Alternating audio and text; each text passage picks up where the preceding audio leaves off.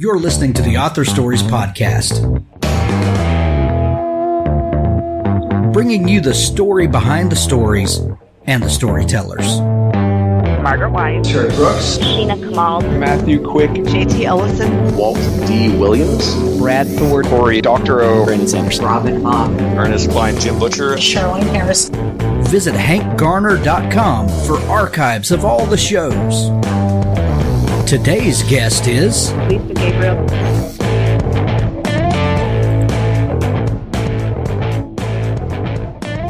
Thanks for tuning in to the Author Stories Podcast for yet another author interview and bringing you the story behind the stories and the storytellers. We've got a fantastic interview for you today, but before we get into it, I'd like to tell you about some sponsors. Mindy Tarquini. Mindy has been a guest on the show a couple of times, and there's some links down in the show notes to her past episodes. I'd like to tell you about her book, The Infinite Now. She was on the show last year to talk about it. This book is mind-blowing and amazing. It was the 2017 Today Show Winter Book Selection 2017 winner of the USA Best Book Awards.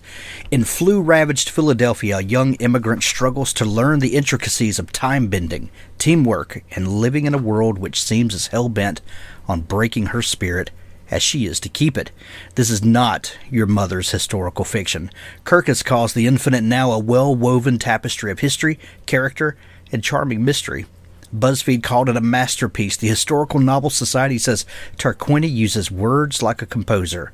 School Library Journal said The Infinite Now is historical fiction portrayed in a new way and declared it a title not to be missed. Do not miss this book.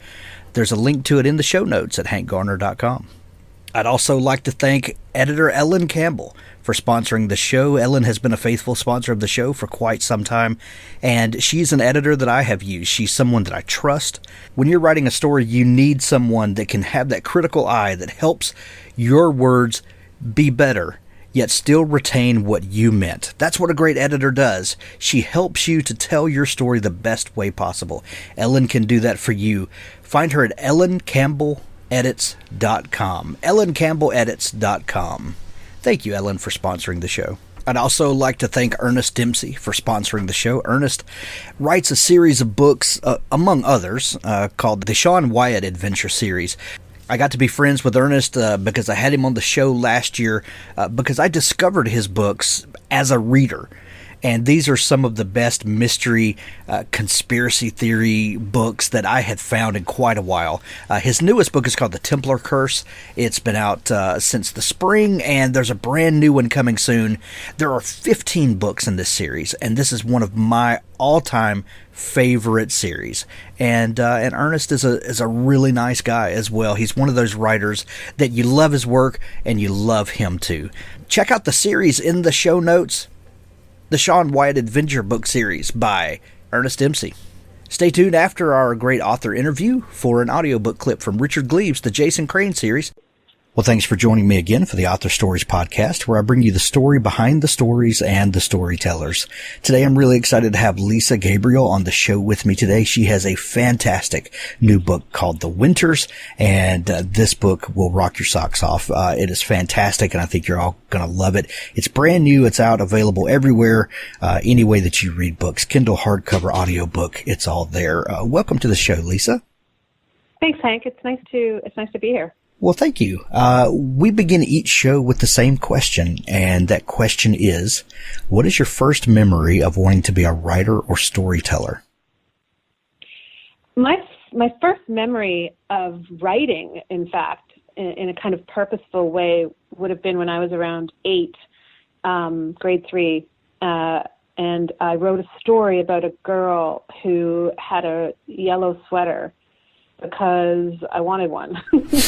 And so it was a sort of a cartoon, laid out like a cartoon in blocks, and she goes from, wanting one, looking for one, finding one, wearing one. And I remember showing my mother, who was very impressed with it. And I didn't get a yellow sweater out of the deal, but I got a reaction, a sort of sense of also my precocity at that age, and it was linked to storytelling.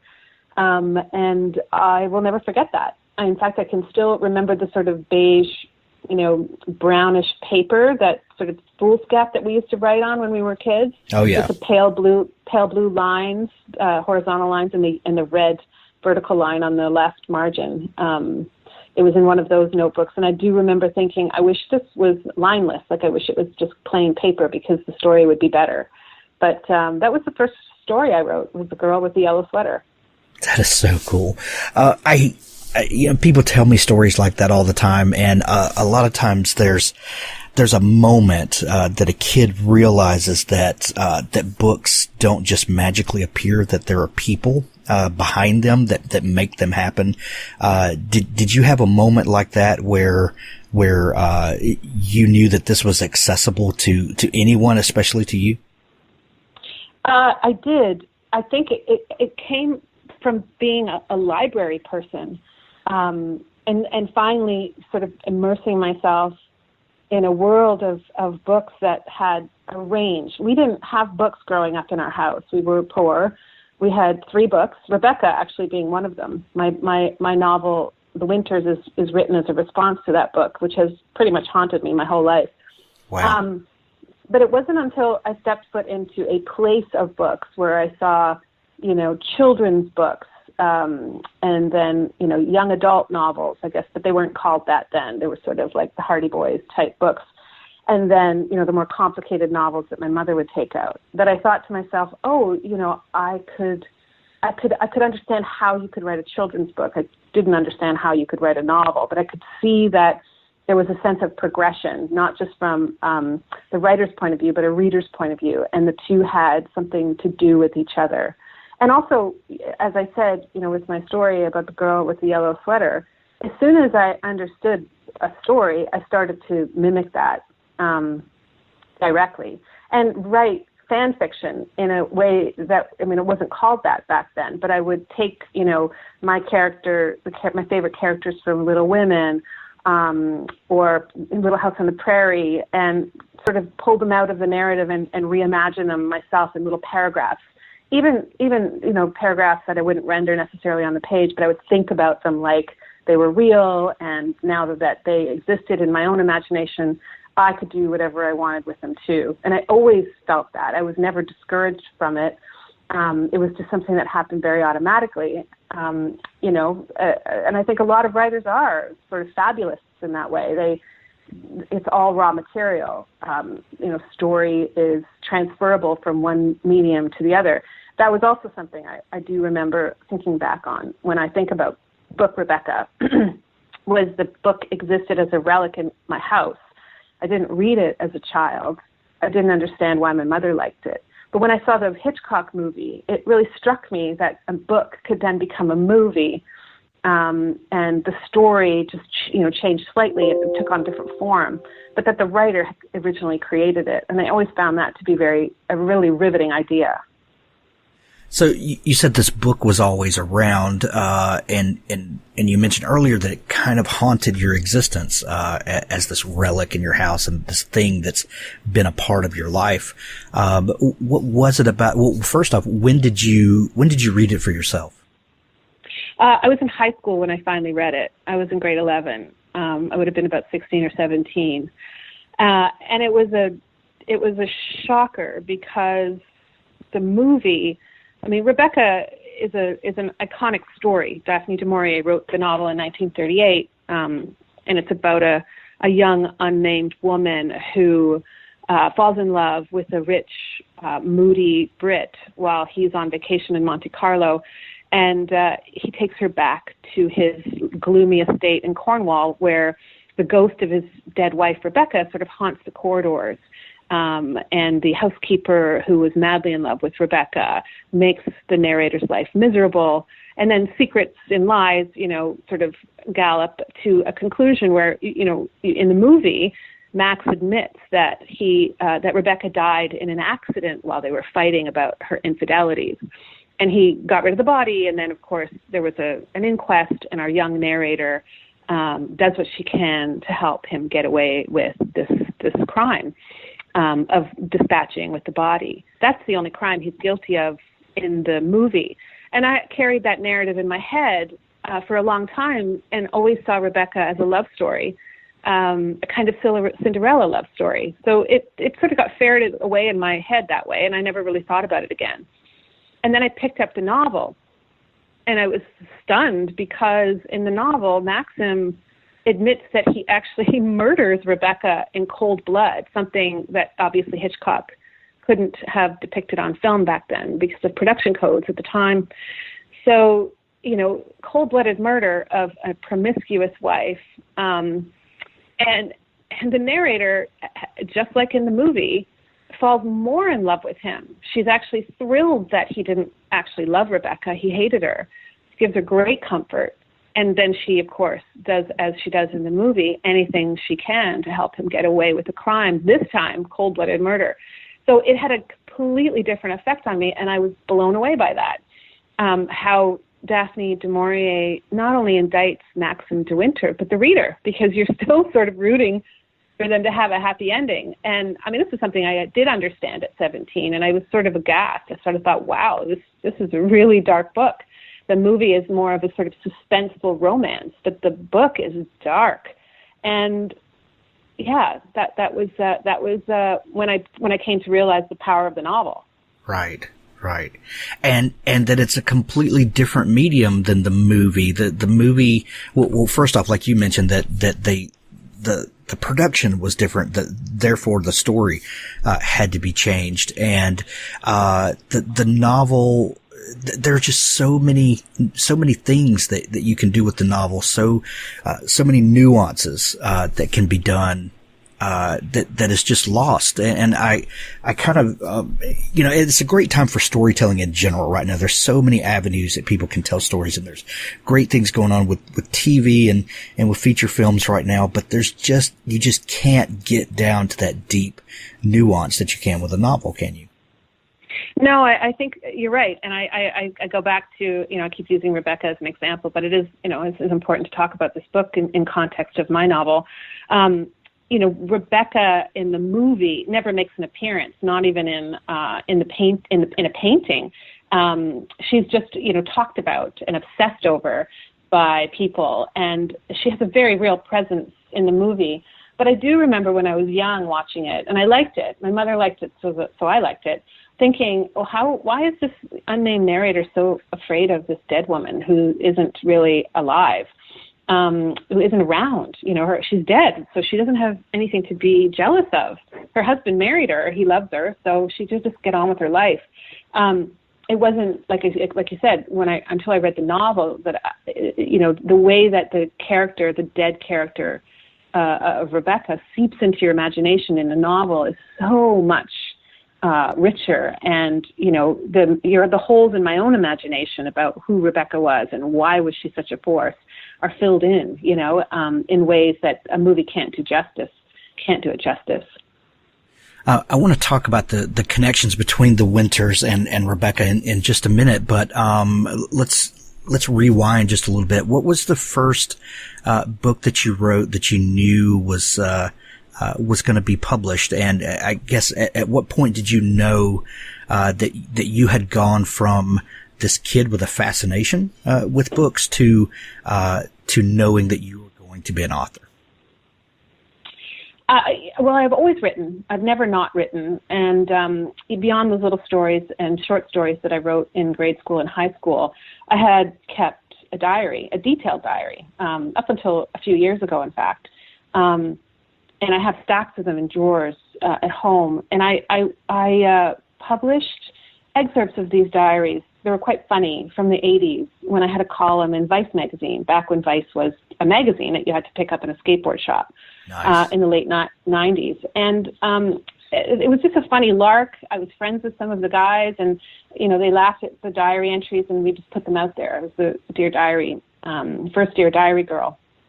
And it was through those diaries that I actually got an agent who liked the stuff that I wrote and wondered, liked the voice of it and wondered if there was a book I wanted to write. And I was very lucky. I know this doesn't happen to a lot of writers, but basically I rewrote, in some ways, my diaries. My first novel, called Tempting Fate to Napoli, is an 80s coming-of-age novel about a sort of, working-class Italian family dealing with the recession in the 80s and a loss of faith.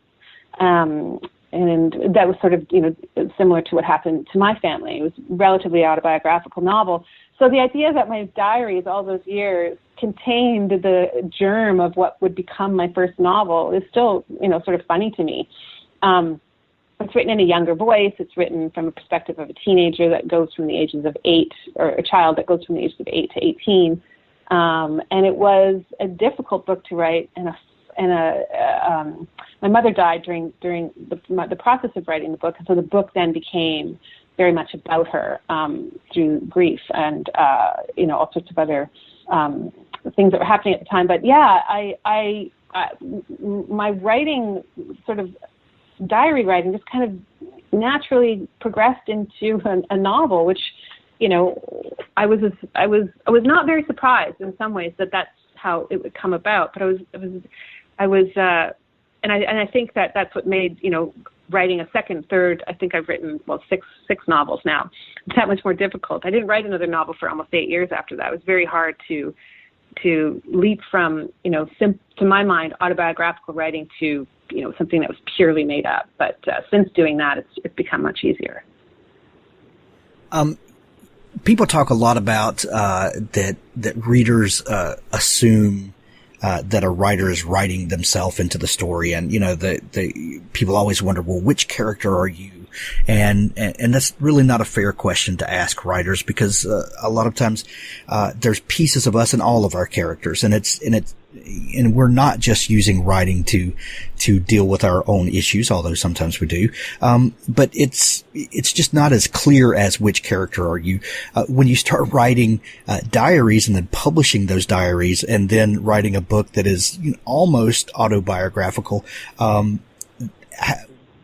how weird a feeling is that to put out a book that everyone knows that this is really you? Well, it's funny. When I say autobiographical, the main character, told in the first person, Faith DiNapoli, isn't anything like me, which is rarely kind of funny. People who know me know that. She's actually very, very much based on my own sister. I'm always much more comfortable writing about other people than myself, and so it was a bit of a trick to do that, to sort of write in the first person, but as somebody with a character that's not very similar to mine.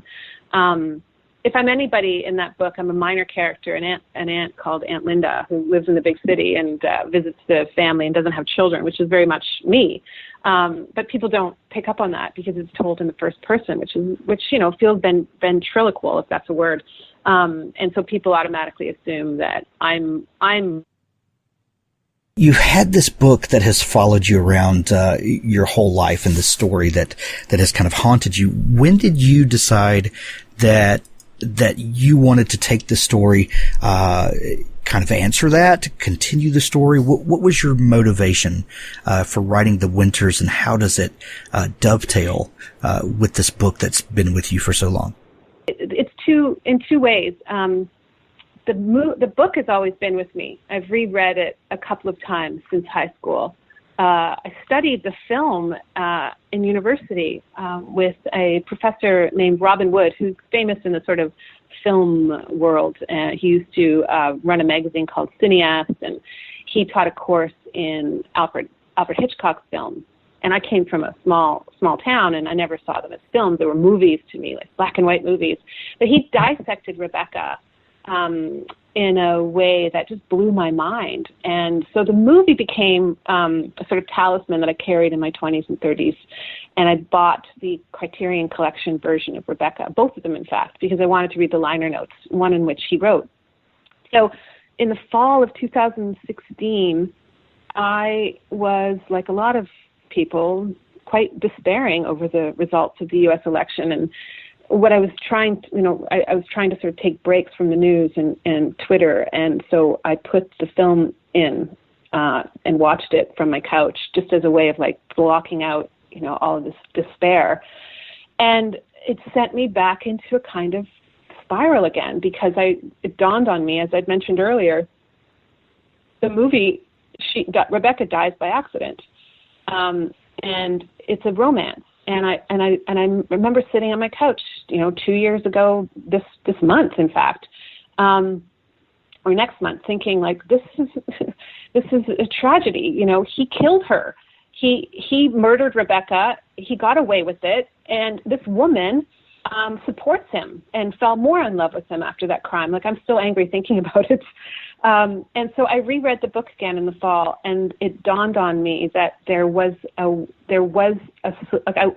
problem. This was a problem I wanted to solve, and in a way, The Winters is the result of that. Not in a way, it's an exact result of that. I wanted to prove what happens when powerful men, powerful wealthy men, powerful wealthy white men don't change, but the women around them do.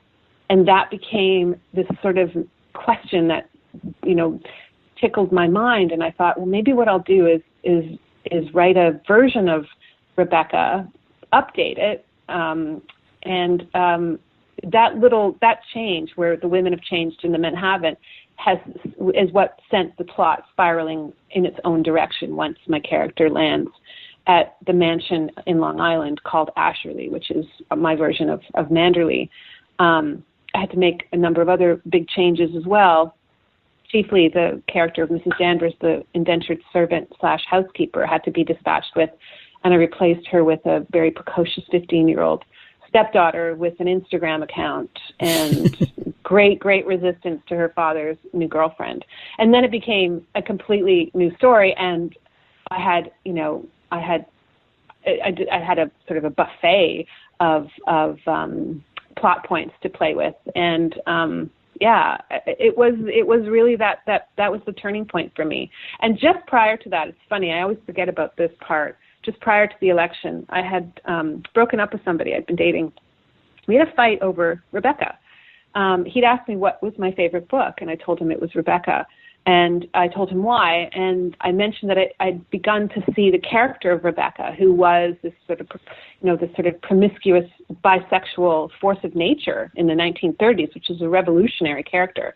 I saw her more and more as a feminist character, as somebody who was deeply misunderstood, and about whom we only know Maxim's version of her life. And he disagreed with me completely and thought she was a terrible person. He cited these examples of, she beat horses and she, cheated on her husband and she threw it in his face. And I was just like, yeah, but that was other people's stories about her. We never get to hear Rebekah's story. Her voice is gone, missing in this story. And so we had this back and forth in the summer that year. And so, the story became sort of in my forefront. So by the time I threw the movie in September, months later, again, this book has haunted me my whole life, and the ghost just sort of sat in my living room and said, what are you going to do about it? That's a really interesting point that you make about Rebekah being possibly misunderstood, and that we're only seeing other people's reactions to her, and her story filtered through their motivations and their whatever it is that they have. That's the only way we hear her story. Right. That's a really interesting thing in a time where social media dominates, instant news dominates, and people make snap judgments about people immediately. And sometimes the truth is lost because, people have their agendas and things like that. It's almost like, the story of Rebekah has been sped up and amplified, today, by social media. And how does that factor into the book, and how did you use this kind of crazy technological time that we live in to really bring that out in the story? Well, at first I worried that trying to write a character as mysterious as Rebekah in the original book, now, in the age of ubiquity, in the age of the internet, is really difficult. That was my first obstacle, and it was actually the obstacle that almost sort of upended my attempt. I sort of thought, well, you can't really write this book now. It can't really be updated because the whole sort of thesis of the original Rebekah rests on the fact that there's no way to find out about her. There was no there was no internet. She couldn't Google her. There was no paintings even. There was nothing. All she had to go by was the stories that Maxim told her, her husband, and the housekeeper. And she didn't know what to believe. So that became, a thing I had to really, really sort of think about. And then, of course, it didn't take very long, because ultimately, what do we really know about each other in the age of the internet? And I hope that I make clear in The Winters is that we don't really know that much anymore either. Instagram is full of filters and gloss. We lie about our lives on Instagram all the time. Googling someone like my character Rebekah, who's Russian and rich, whose money underpins my Max Winters character's whole estate, is only going to tell you the glamorous, more prominent stories and profiles that have been written about her. Her picture is everywhere, opposite of the original Rebekah in my book. Of course, it has to be. But at the end, my character has the same dilemma as the original character, which is her husband tells her one story about Rebekah, and her soon-to-be stepdaughter has a completely different story.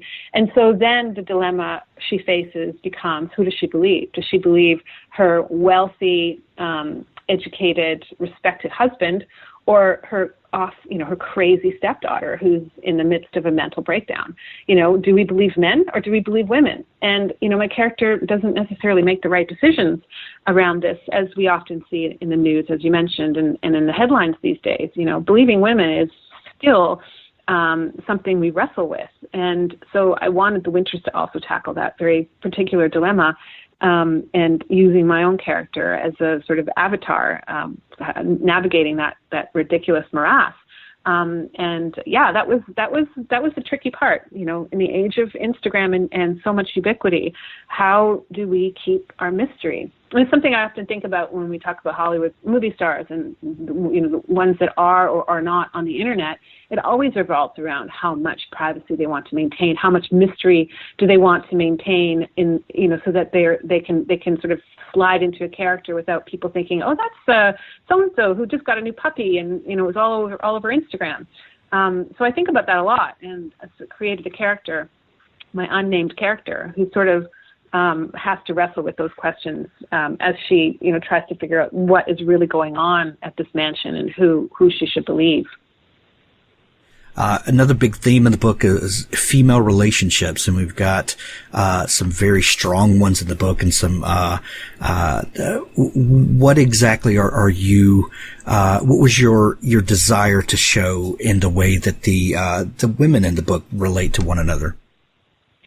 That's probably the only thing that all of my novels have in common, is they sort of try to delve into and get underneath female relationships, whether it's mother-daughter in my first novel, sisters in my second novel. And this one is, a man's new girlfriend and her potential stepdaughter to be, trying to sort of figure out, living together and trying to figure out each other and navigate around each other's lives. And it was an interesting exercise. I have a character that wants to get to know her stepdaughter and wants to be a friend to her, but at every turn is thwarted. And I think, what I'm trying to sort of say in this particular, book, in this particular scenario with this mansion and this rich man who's brought this woman home is when you treat this attention that they get from, Max Winter with a certain level of scarcity, the women in this scenario start to compete with each other. Rather than being friends, they start to see each other as enemies, wanting to pull Max Winter into their camp. And I see that a lot in modern female relationships, that rather than working together, believing each other and supporting each other, it's split down the middle. And in some ways, and I don't know if this is a big leap to make, it helped me to understand why so many women voted for Donald Trump. What they see in this man and why aligning themselves with this power was something they chose to do over elevating a woman like Hillary Clinton to power. And I think embedded in the complications between my main character and her stepdaughter to be are those dilemmas that women face these days. And a lot of that is, of course, to living in a kind of leftover patriarchy. which is miniaturized in my novel and at Asherley with these women in their isolation. So yeah, I wonder I hope that makes sense. Yeah, absolutely. The Winters is a fantastic, fascinating look at the world at large through the microcosm of a really engaging story. The book is out everywhere. The Winters, there's a link to in the show notes at hankgarner.com. Lisa, thank you so much for taking time to come on the show today. If people are just learning about you, where can they find you online to maybe dig into your other work and learn more about you? Oh, thanks. Well, I have a website, lisagabriele.com, LisaGabriele, and I'm on Twitter and Instagram at Lisa Gabriele TV. Yeah, it would be great to say hi there.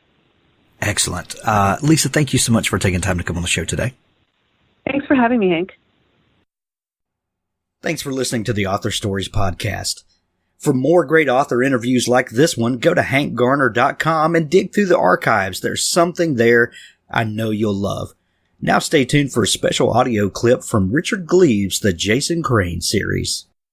They reverently slipped Jason's giant-size X-Men #1 from its mylar protector, drinking in the sweet aroma of browning paper and three-color process that signals only the best and rarest and most wonderful of collectibles. On one page, Professor X raised his fingers to his temples and rallied his X-Men, his psychic commands radiating from his bald head like waves off hot asphalt. "I have psychic powers," Owen blurted. "I want Wolverine's claws." Jason was turning a page. "Snicked! Or, hey, get this. Lightsabers poking out the backs of my hands. Or even, no, I'm totally serious. I have psychic powers." "No, you don't." "I do." Jason laid the comic on the bedspread. He sighed. Owen could be such a spaz sometimes. "Okay," he said indulgently. "What number am I thinking of?" "Stop, it doesn't work that way.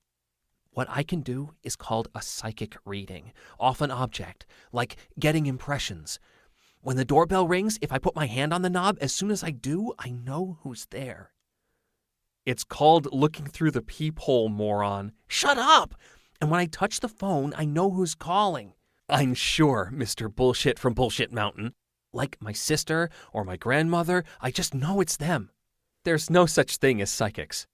"Okay, you try." "Don't be stupid." "Are you chicken?" "Fine." "Okay." He snatched up a brown paper bag, spotted with grease, and dumped a few stale French fries into the trash can. "I'll put an object in this bag, and you try to guess what it is. Turn your back." Jason did, and heard a rustling behind his head. "Okay, you can look now." Owen produced the bag. It was rounded with some object now. "Don't touch yet, just think. Try to imagine what's inside." "Your lunch?" Jason sneered, but he closed his eyes and tried to imagine. He could hear Owen's breathing. Jason's nose itched. His brain grew bored with nothing to look at, and fragments of images swam in and out of his imagination. "Strawberry," he blurted. Owen reached into the bag, producing a white bowl. Jason had eaten Frosted Flakes from it about 3 days ago. A few stuck to it, like little beige fish scales. "See? I lose." "No, look here." Owen pointed. A design went around the sides of the bowl. A long string of vines and painted fruit. With strawberries. "That's," Jason began, but didn't know how to end the sentence. "It's cool. See? What did I tell you? Do it again." Jason closed his eyes. An image like daisies and sun and yellow, he blurted after 3 seconds. "Oh my God, open your eyes." Owen held a bright yellow highlighter pen. "I hadn't even put it in the bag." And so they went, for 30 minutes or more. A staple remover, a toy soldier, a sweat sock, a pencil. Jason never said precisely what was in the bag, but it was always close or related. He'd imagine a cockpit, and Owen would produce a game controller. He'd say plate, and the object would be a CD. He made right angles with his pointer fingers, shrugging, only to have Owen pull out Eliza's knitting needles. His friend became more and more enthusiastic, but Jason became a little scared. You have a real gift, Owen said. You're like brilliant. Owen babbled for a long time about astral projection and ESP, how Jason was picking up signals from Owen's own psychic powers, which had obviously been doing the broadcasting. Owen left that night full of plans and experiments, vindicated in his beliefs. Jason sat on the bed after Owen left, thinking hard. He had no explanation for what he'd done, but he knew he hadn't faked it. He couldn't believe, but he couldn't deny either.